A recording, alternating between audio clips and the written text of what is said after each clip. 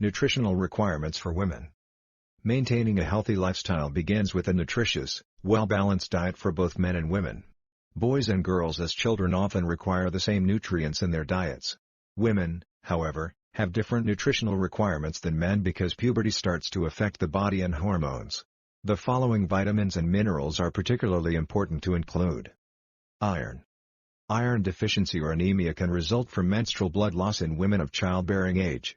Women typically need more iron than men do for this reason. A variety of meals, including meat, fish, and poultry, as well as plant-based foods like spinach, lentils, and fortified grains, contain iron. It would help if you also tried to include foods high in vitamin C, such as broccoli, tomatoes, and citrus fruits, as this vitamin will help your body absorb more iron. It's important to think about your present diet and what could be cut back on in addition to increasing your intake of foods high in iron and vitamin C sources. Calcium. Calcium is another important mineral to think about. Men and women, above the age of 19 and not pregnant, should take about 700 milligrams of calcium daily. This should be simple to obtain through your diet. Although the recommended calcium consumption for men and women is the same, women's proportion is higher due to their lower calorie intake. Women are thought to be more prone to developing illnesses like osteoporosis because they lose bone density earlier than males, around age 35. The need for calcium often increases after menopause, which makes this situation much more serious. Dairy products, fish when the bones are eaten, soybeans, almonds, and green leafy vegetables are among the foods that contain calcium, for example, sardines. Vitamin D helps the absorption of calcium from foods. While vitamin D is mostly obtained from sunlight, you can also get it from food. Oily fish, eggs, dairy products, and vitamin D fortified foods are foods high in vitamin D. Folic acid. Folic acid, or folate, the name for its natural form, is essential for both women and men. Lack of folic acid consumption can cause folate deficiency anemia, making you feel sick. Folic acid, which is present in foods like asparagus, peas, brown rice, eggs, spinach, Brussels sprout, are advised to eat 0.2 milligrams daily. During pregnancy, folic acid becomes even more important for women. This is because folic acid lowers the possibility of birth abnormalities like spina bifida in pregnant children. If you are trying to get pregnant or during the first 12 weeks of pregnancy, typically, your consumption should be increased by a further 0.4 milligrams via a supplement. Please consult a professional or speak to your doctor if you are unsure. You should talk to your doctor if you have a family history of spina bifida because they might suggest you take folic acid supplements at a different dose. Calorie consumption. A healthy weight man and woman should each consume about 2,500 kilocalories per day for men and 2,000 kilocalories per day for women. These numbers can change depending on several factors, including age, metabolism, and physical activity levels. Although every person is unique, the number of calories you need will vary on several things. Generally speaking, women will require fewer calories than men. Considerations for women's nutrition. When it comes to women's health, you may need additional nutritional support, especially if you've been diagnosed with a disorder like endometriosis or polycystic ovarian syndrome, PCOS. Additionally, various life stages, such as pregnancy or menopause, have difficulties. You may modify your diet by working diligently with a certified nutritionist to meet your specific needs. Premenstrual syndrome. Premenstrual syndrome or PMS refers to physical and psychological symptoms that may occur in the weeks before a woman's monthly period. Nearly all women will have PMS symptoms. However, each woman may experience these symptoms differently and to varying degrees of severity. Common signs include irritability, breast pain, bloating, and food cravings. You may wish to speak with your doctor about treatment options if PMS symptoms interfere with your daily activities. In order to support any prescribed treatments, a nutritionist might examine your diet to support your prescribed treatments. In some circumstances, dietary adjustments can aid in reducing PMS symptoms. You can have sweets, chocolate, and other refined carbohydrates during your period. Your body may need more nutrients due to rising hormone levels and increased insulin release, which can lower blood sugar and make you crave or need more sources of sugar or carbohydrates. Pregnancy and preconception. A nutritious, well-balanced diet is important at any stage of life, but it is especially crucial for women trying to get pregnant. A nutritionist can assist women in developing a healthy food plan at this time of their lives. By doing this, you'll make sure you're obtaining the right nutrients to assist conception. If you are already expecting a child, focusing on your food is essential to ensure you get enough vitamins and minerals to keep you and the baby happy and healthy. Menopause. Women stop producing eggs when they reach menopause. The typical age for this is 51 years old, but in some circumstances, it may be younger. This is known as premature menopause. This results in a decrease in estrogen production, which can cause both physical and psychological symptoms like mood swings and hot flashes. If these symptoms are troubling you, your doctor may have some solutions to advise. In order to lessen the symptoms of menopause, a change in food and lifestyle is frequently advised. A nutritionist can help you with this since they can assess your current diet and guide you through any modifications you can make to your routine that might help with your symptoms. Polycystic ovary syndrome. The ovaries are impacted by the disorder known as polycystic ovarian syndrome, PCOS. PCOS is characterized by high levels of androgens, the male hormones, irregular ovulation, and ovarian cyst development.